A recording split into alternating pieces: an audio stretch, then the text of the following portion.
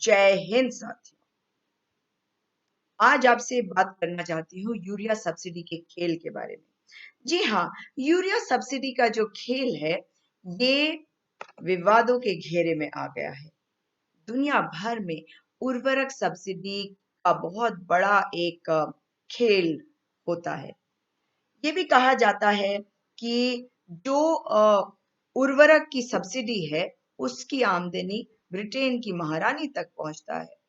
उर्वरक को इतना महत्वपूर्ण माना जाता है, उस पे जो सब्सिडी आती है, वो आमदनी का एक बहुत महत्वपूर्ण जरिया भी बन जाती है। अब मुजफ्फरनगर में यूरिया को लेके कई दिनों से भ्रष्टाचार के खेल के बारे में बातें सामने आ रही है।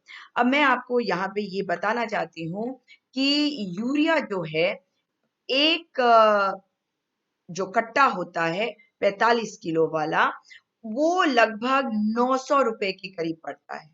किसानों को ये कितना पड़ता है, आप सुन के आश्चर्यचकित रह जाएंगे। ये करीबन 250 से लेकर 300 के बीच तक पड़ता है।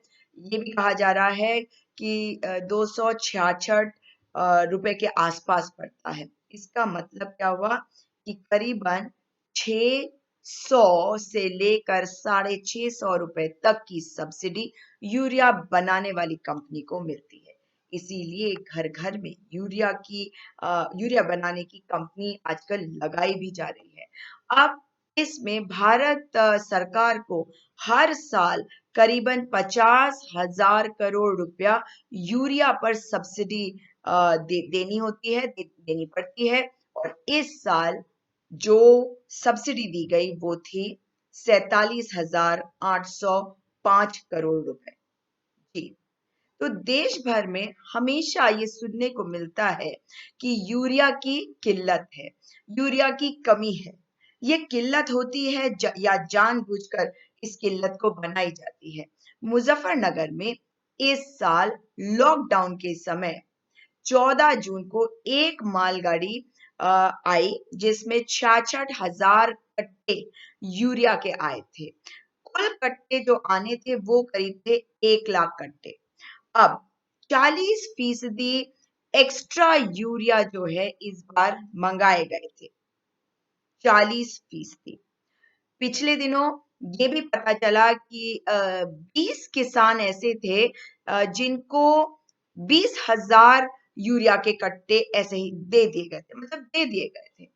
अब जब ये जानकारी आई तो जिला प्रशासन को ही नहीं बल्कि पूरे शासन स्तर पे ये चीज हुई कि इस प्रकरण में जांच करके आज्ञा मांगी गई। अब इस जांच में पता क्या चला कि कर्मचारी, पल्लेदार पल्लेदार जो हैं उनके रिश्तेदार वगैरह के नाम पर यूरिया आवंटन कर दिया गया था। आप समझ रहे हैं ना क्या हुआ था?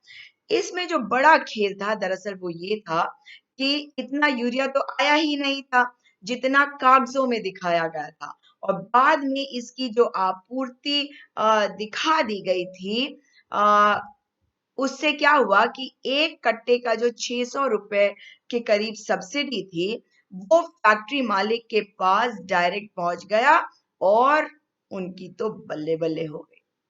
और ये कई हजार करोड़ रुपए का जो खेल ये पूरे देश भर में चल रहा है, ये बहुत बड़ा घोटाला है। इसके बारे में आपको ये भी बता दूं कि भारतीय किसान यूनियन के जो प्रवक्ता हैं राकेश टिकैत जी, उन्होंने इस बात को माना है कि इस बार इस भ्रष्टाचार के मकर जाल में वे भी फंस गए। जी, वे कहते हैं कि एक चैनल पर उन्होंने कहा कि यूरिया की जो किल्लत हमेशा दिखाई जाती है, जिसके लिए किसान और उनका संगठन आंदोलन करते रहते हैं कि और यूरिया मंगाया जाए। तो किसान यूनियन ने भी इसकी मांग कर दी और करती रही भी है। लेकिन सरकारी तंत्र और यूरिया निर्माता जो बड़े-बड़े उद्योगपति हैं, उन्होंने भारतीय किसान यूनियन और जो बाकी के संगठन हैं, उनसे यूरिया की किल्लत को देखते हुए और यूरिया मंगवाने के लिए पत्र भी लिखवाए। जी, उनसे चिट्ठियाँ भी लिखवाई। ये राकेश टिकैत जी का कहना है।